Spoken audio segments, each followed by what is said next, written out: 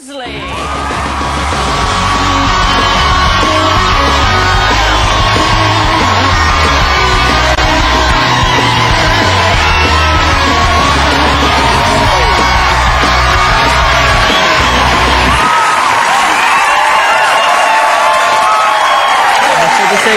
Thank you. Have a seat.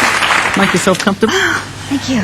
Now, it's so wonderful to have you in because we've only spoken before on satellite.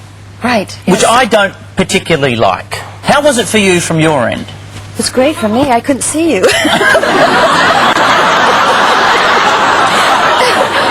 I laughed before I realised what you were just saying there. But it's wonderful to have you here. Did you have... now, I believe you actually had a very bumpy flight in because one of your... a wayward cushion here. One of your people gave me a note that you received from the pilot of your plane. Right. Before I read it out, what happened? Why did he give you a note? He wasn't trying to bust a move, was he? No, not quite. Actually, it was the worst trip I ever had. It was 14 hours of turbulence the whole entire time, and I get very nervous on flights, so I kept asking the stewardess, when is the turbulence going to stop? Because it's been going on already for like 3 hours. And she said, well, it gets a little, little turbulence here and there. And I go, but it's been 3 hours. And I said, why isn't the pilot coming on and saying, we're going to rise the plane a little bit with the altitude, or we're going to lower it just to get out of the turbulence? She goes, well, let me go check. I'll talk with the pilot.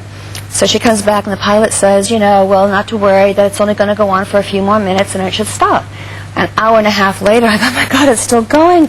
I can't believe it. Can you tell the pilot that, can you give us some kind of feedback of why we're having so much turbulence? And so she was, just a minute, let me go talk to the pilot again, I'll come right back down.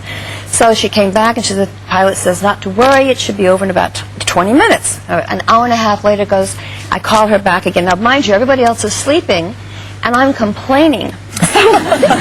So she comes back the third time, and she says, the pilot has something he wants to say to you, and he writes me this note, which I think he's reprimanding me, actually. I'll read it in my best pilot voice. Okay. Priscilla. We are hoping for a smooth ride now that we are past a storm that was off to our left. This time of year in the South Pacific there is normally unsettled weather. We will try to keep it as smooth, underlined, as possible. ETA for Sydney is 0600 AM. Thank you, your captain. So I don't think it was a very good letter. I think he's just trying to shut me out so that I quit complaining and everyone else can go to sleep. So that was my... Do you normally travel well, though? I don't, I travel pretty well, but 14 hours of turbulence was a little bit much for me. Fair enough. So, and I don't take anything. I don't drink wine or, take the pills that most people do, because I'm wondering how everyone else is sleeping through all this. Then I find out that they've all knocked themselves out.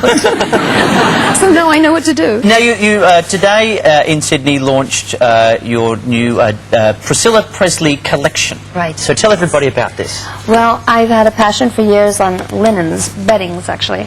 I think you call them something else here, right? Oh, no, linens beddings. Is good? Yep. And, or Manchester. Manchester, there we go. So this is something very personal to me, and I've had a passion, and I have a collection of linens from all styles from a long, long time ago. So I've joined with Runa Scavi, who's with Jupi International. He and I hit it off really, really well. We've partnered and came up with a collection that's been very, very successful, and I'm very proud of it. So we launched, actually had our appearance today, and it was wonderful. And then you've got tomorrow in Melbourne, Yes. and then Friday in Brisbane. Yes. Now, one of the designs I believe you came up with, and it's based on your favourite pair of pants? Well, it's vintage clothing. I think I know it's just we thought for inspiration, it'll be a little bit more of a personalization, and I would have in each collection one thing out of my wardrobe that I've had for years, and it's vintage clothing, of which I collect also. So a piece of that is in the collection. It's good to see. That's why I don't have a Manchester range, because I got too many novelty boxer shorts. Yes. No one wants bed linen like that whatsoever. Well, it could be interesting. And what's it like for you to launch a product like this that has your name on it? Do you get nervous before? Absolutely. Like what people might think of it?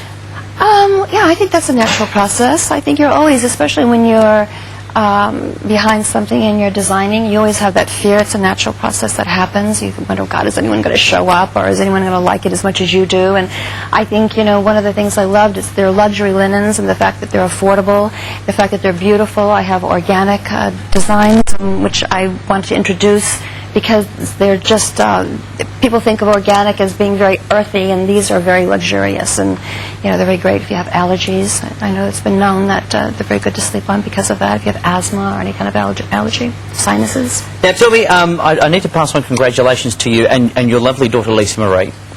Does she like me? Is she okay? Because when she was on this show, I didn't think she liked me. Really? I don't think she had fun. Sometimes I don't think she likes me either.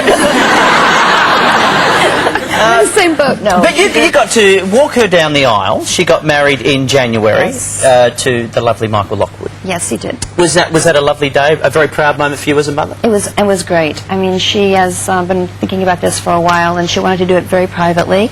And regardless of what you read in the tabloids, that it was wacky, it was absolutely the most beautiful wedding. It was very private, very traditional, and it's the way she wanted to have it done. You have to remember, you know, this is her 4th time, so she wanted to do it right this time. And speaking of wacky, how were you for a while there having Michael Jackson as a son-in-law? Oh, you really wanted to get wacky, right? Yeah.